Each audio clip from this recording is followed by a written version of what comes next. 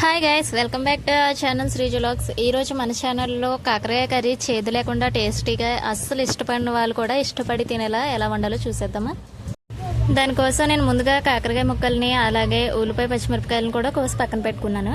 ఇప్పుడు స్టవ్ మీద గిన్నె పెట్టుకొని ఆయిల్ అయితే పోసుకొని ఆయిల్ హీట్ అయిన తర్వాత మనం పక్కన పెట్టుకున్న కాకరకాయ ముక్కలను అనేవి వేసుకొని బాగా ఫ్రై చేసుకోవాలి.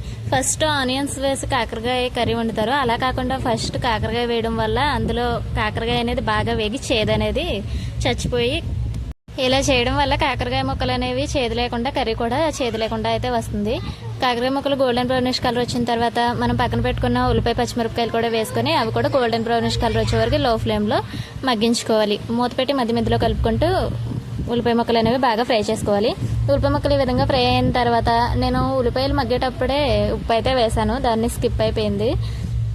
ఇప్పుడు ఆల్రెడీ ఉప్పు వేసుకున్నాం కాబట్టి పసుపు కారం కూడా యాడ్ చేసుకొని వాటర్ అనేది యాడ్ చేసుకొని కర్రీ దగ్గర పడే వరకు మగ్గించుకుంటే మన యమ్మీ అండ్ టేస్టీ కాకరకాయ కర్రీ చేదు లేకుండా రెడీ అయిపోతుంది.